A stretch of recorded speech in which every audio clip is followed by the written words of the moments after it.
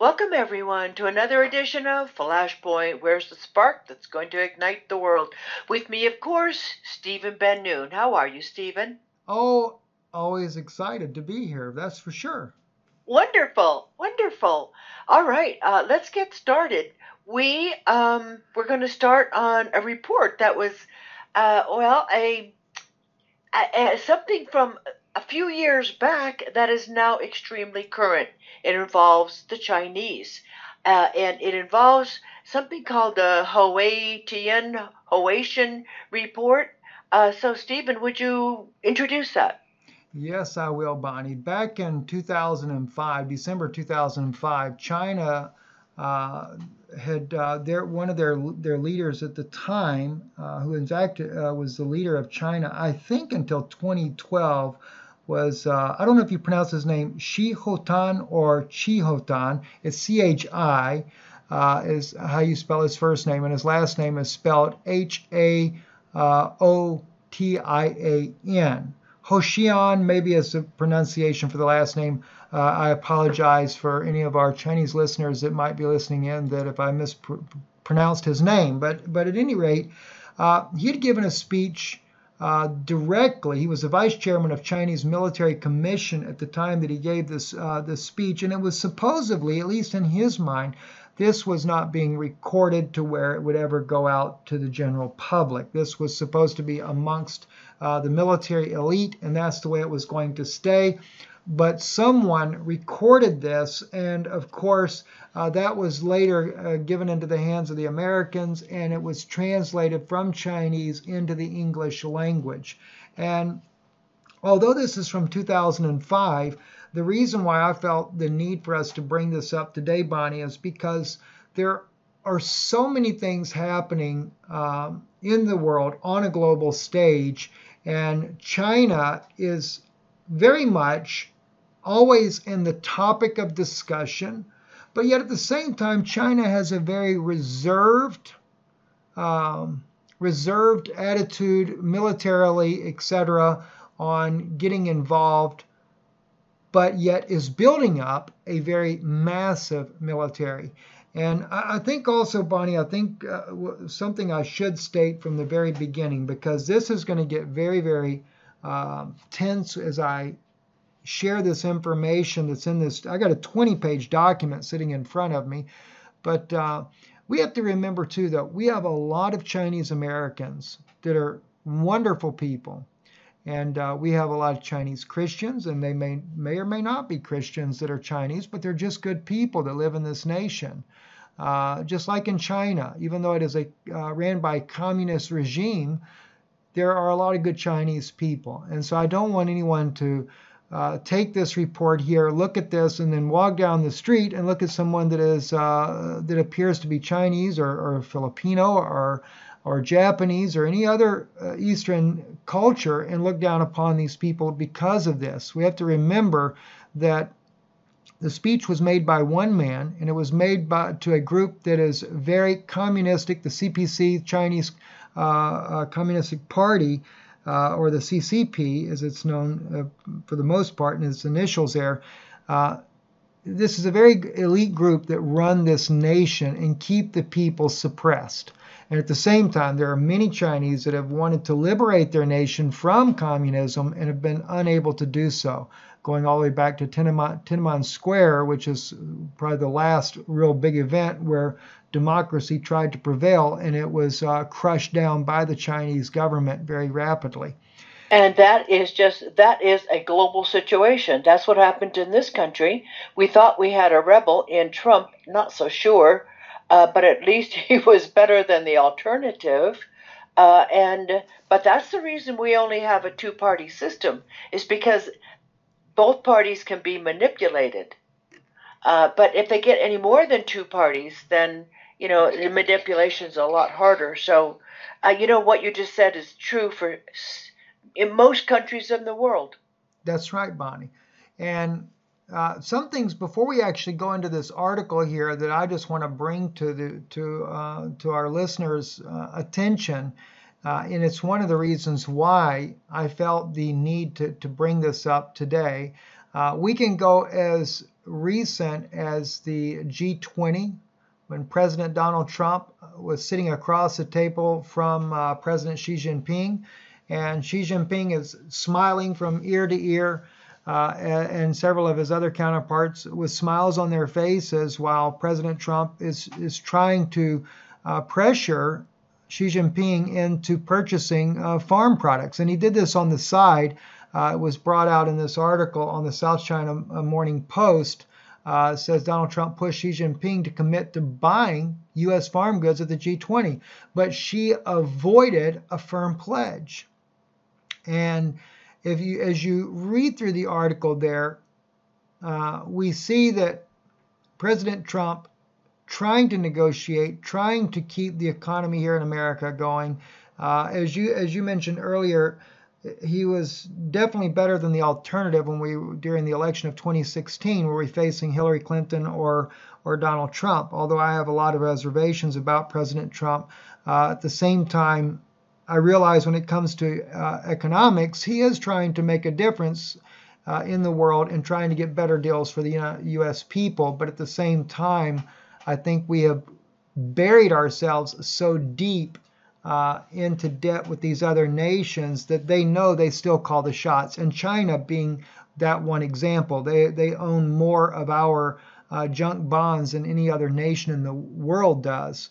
And so it's just a circus. It's a merry-go-round that's going on. But we had that situation there, and then of course we also had the situation of the Haaretz on July the 2nd, just about a week ago, came out with an article said U.S. warned Israel over deals with China. Top Pentagon official tells Haaretz. Said China's attempts to dominate world order and bully its neighbors are largest long-term threat to U.S. national security, Under Secretary of Defense for Policy John Rood stated. And it's interesting that the Pentagon is making this statement there, and I have to say, Bonnie, what he's saying is really true. And but the thing is, what he did not understand, and what a lot of people probably do not understand to this day, is that although that is a threat for not only the United States, but it's also a threat for Israel, there are Israeli leaders in the elite circles of Israel, and not just in the country of Israel, but on a global scale, that have created this monstrosity of a communist nation that basically has replaced that of the former Soviet Union that was once a communist nation. And so China is becoming that new world leader. And they're not just going to be a world leader in this case, Bonnie, they're going to be the military power that will be at the elite inner circle of the Chabad organization. They will be the ones that pull the strings of what the Chinese government does. But as we get into this article, it will appear that the Chinese people are the ones that are in control. But I think that's the illusion that they're given through the Communist Party, because the Communist Party was allowed to be put into power to control this nation, to conquer the world, to bring about a new world order. And I think that's some of the things that we'll see today. Now, I have read where they are the perfect nation as far as religious attitudes and human rights attitudes to lead the New World Order, that they are being lifted up by the elites of the world as the perfect antidote to any kind of Christianity, any kind of heartfelt religion, and also rebellious masses who won't join in the adoration of the Antichrist and toe the line. Well, Bonnie, you've really struck a note on that one right there, and that's also in this article where Mr. Shi Hotan really talks about the fact of their being an atheistic nation and not permitting a God to rule their nation. That if the people worship God, then there would be no way for the people to worship its leaders and the sages of its past. And some people might think with China having this type of attitude, how in the world could Israel ever possibly work with them? But you'd be surprised. It's not very hard because the Chinese, and in particular Mr. Houghton, he states in this lecture that he gave that the worship of sages is something that is acceptable. And he even goes on to say that the sage could become the god as well, so long as it's the man on earth that becomes that god that would be worshipped.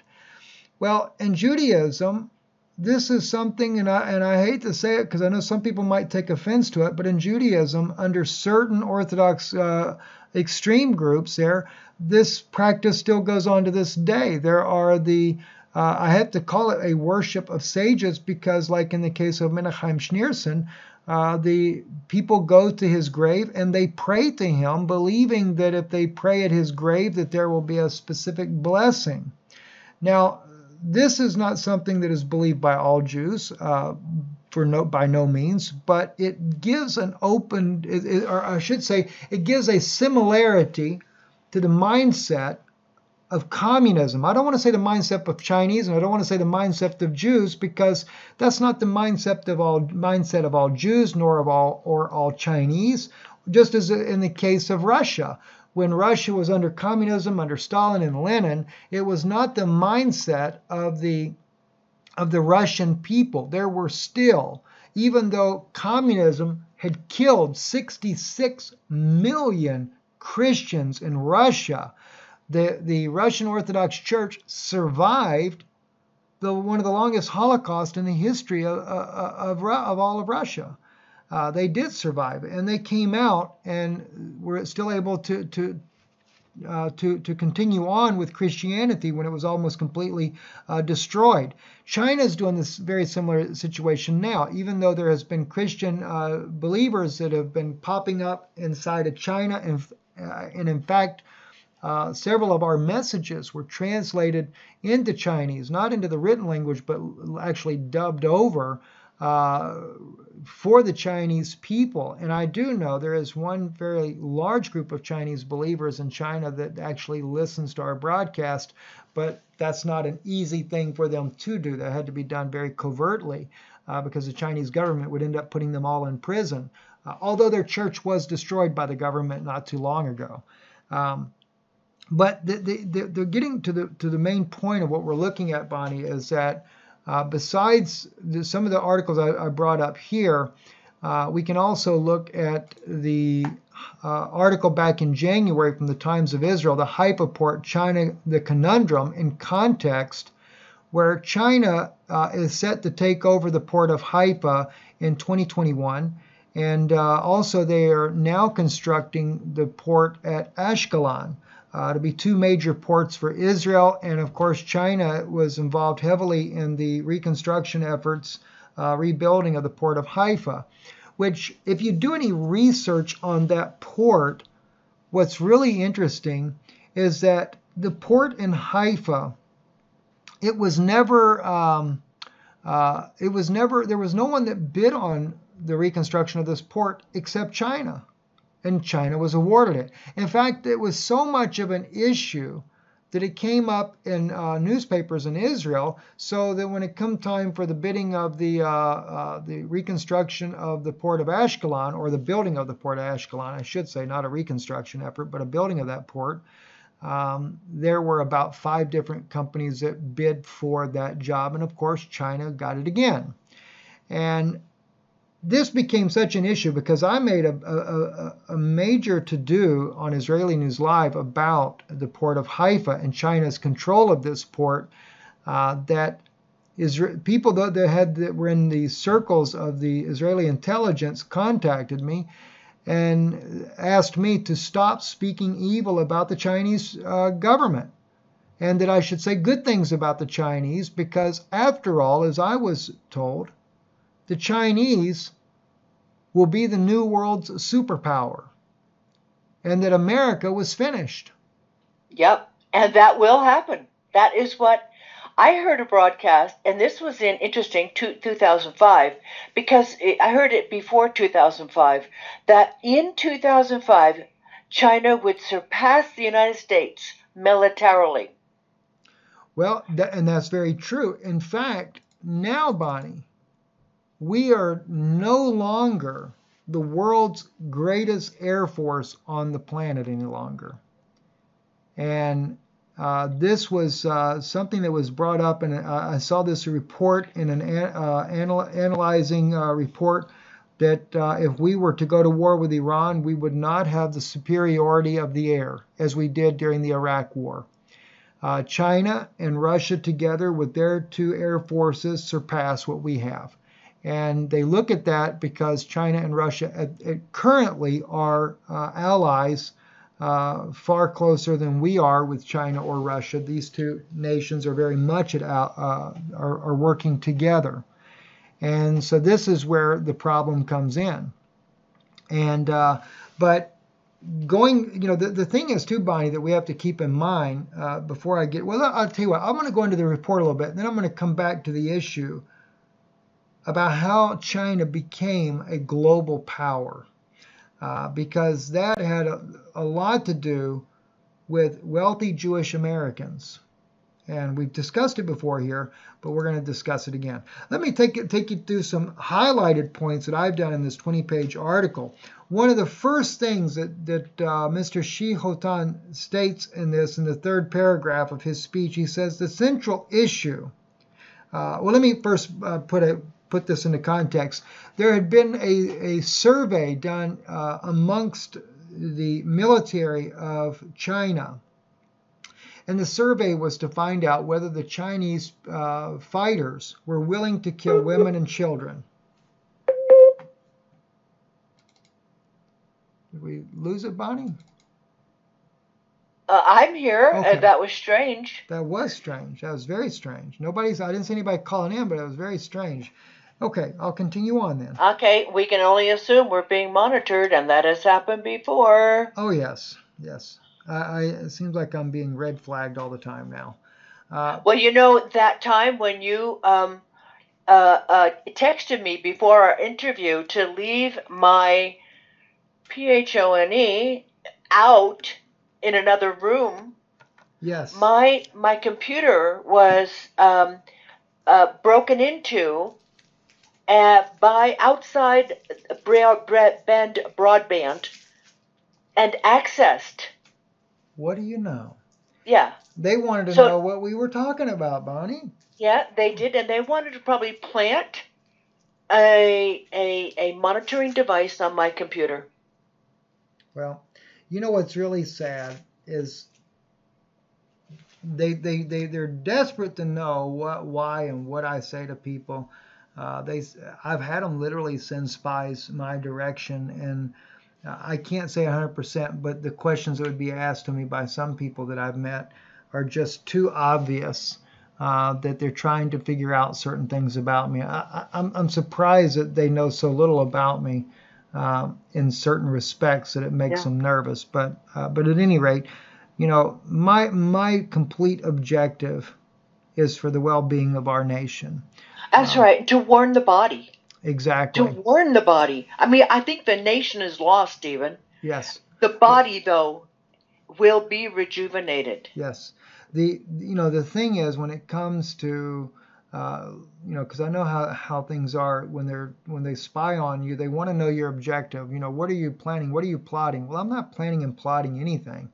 No, we are plotting their worst nightmare. We are plotting information and encouragement and soldiers' tactics to the soldiers of the Lamb, soldiers of the Lion.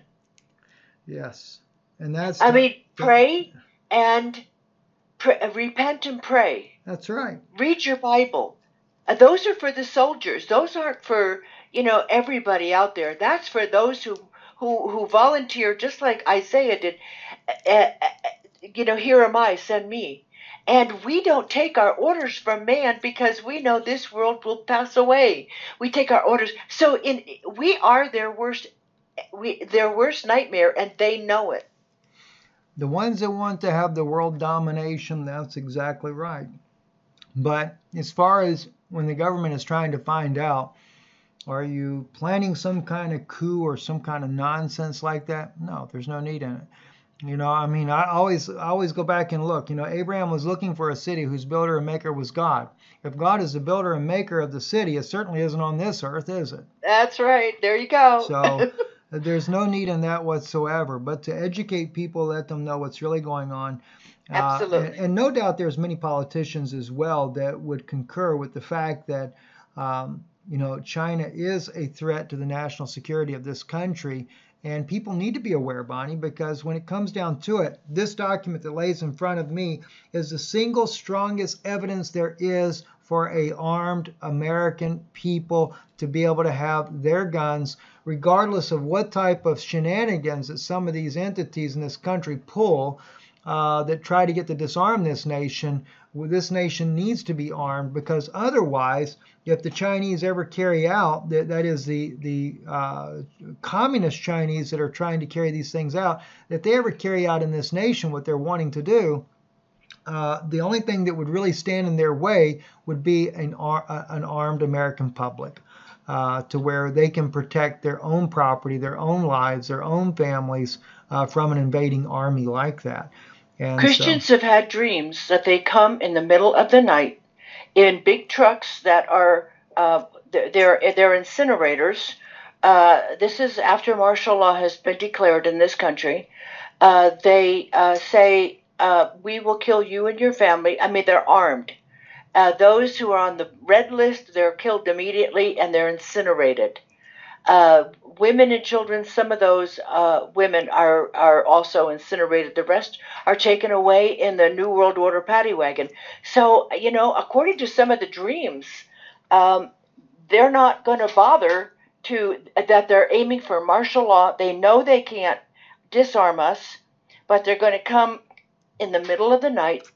First, they're going to come in the middle of the night and take the leaders away, and then they're coming for the people.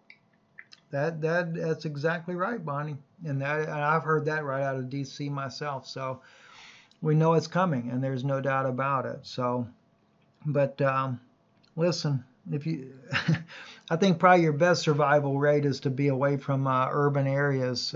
Period. Get out live out in the country somewhere. So Absolutely. Get your whatever. It doesn't have to be a lot. Remember the widow with the son who shared her food with Elijah, and then it didn't. She had enough food for the rest of the famine, and feeding the 5,000 and the 4,000. We just have to have some. The Almighty will bless it. that's right. And you need to pray for angels to protect your home. Put a tarp over it. I mean, ask for a divine tarp so they can't get inside your house and shoot drones through your front door, which they're planning to do. And my house has already been marked by a drone. Came 2 nights in a row, and then I took out almost a whole limb on a tree. I heard it. I got up in the middle of the night, and my window was open, and I heard it. And it took out almost a third of a bush, and some low hanging branches over that bush, but it was directly in line with my front door. Nice. Yeah. So I always pray, and earthquakes are coming. This is part of the judgments coming. Wherever you live, pray that Father sends angels to support the underpinnings of your earth, so your homes stay intact, your roads stay intact, or we're going to look like Alaska after the 1964 earthquake. That's It's right. just rubble. It's all rubble. Speaking of earthquakes, there, I got a message when I reported the 7.1 in Los Angeles. They said, Steve said, you were the fastest news agency to report this earthquake. Now, I never noticed. I didn't pay attention to it. And the friend of mine, I wrote back to him and I said, well, it may have something to do with the fact that I got the text on my phone that they were having an earthquake from a friend of mine and her husband that were visiting in Los Angeles that were texting me while they were standing in the doorway of the 7.1 earthquake at the very moment it was happening. Yeah, I said, so That's maybe pretty. that's why. That's pretty. See it and watch it at the same time. Yes. Wow. There you go. All right, so we'll go back into this document here. So we've established that Mr. Go ahead. We don't have a lot of time. We have 1 minute. We're at 25:25, Stephen. Let's break it then, Bonnie, and let's pick it up Let's break it, brother. on the other Okay, half. stay with us, folks.